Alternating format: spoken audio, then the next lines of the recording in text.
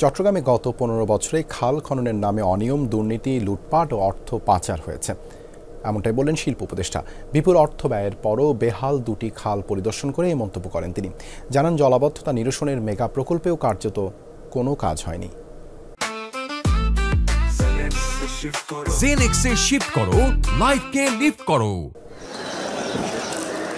চট্টগ্রাম মহানগরীর বেশিরভাগ খালের দশা এমন বেহাল, দখল দূষণ আর ভরাট হওয়ায় অনেক খালের অস্তিত্ব বিলুপ্তির পথে। জমেছে গৃহস্থালী ও কারখানার বর্জ্যসহ নানা ধরনের প্লাস্টিক, পলিথিনের স্তূপ। সকালে সুন্নিয়া খাল ও বারৈপাড়া খাল পরিদর্শন করেন শিল্প উপদেষ্টা। দুটি খালই জলাবদ্ধতা নিরসন প্রকল্পের আওতাভুক্ত, তারপরও কোনো অগ্রগতি না দেখে ক্ষোভ প্রকাশ করেন তিনি। বলেন, খাল খননের নামে অনিয়ম, দুর্নীতি, লুটপাট হয়েছে।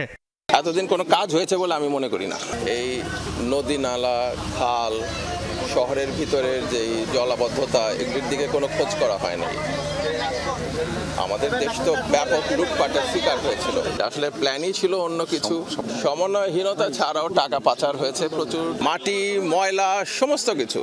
এটা সরাতে যে কাজটা, যে উদ্যোগটা, সেই উদ্যোগটা শুরু হয়েছে।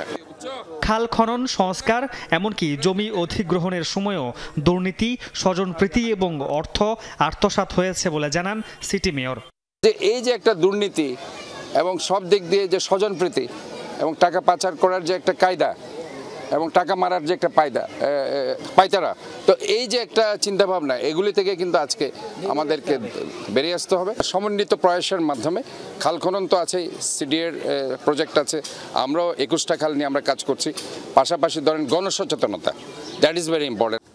জলাবদ্ধতার প্রকল্পের অধীনে 36টি খাল সিডিএ ও 21টি খালের কাজ করছে সিটি কর্পোরেশন। কেউ দুর্নীতি করলে শাস্তির পক্ষে সিডিএ। অবশ্যই কর্মকর্তাদের এগুলো শাস্তি হওয়া উচিত।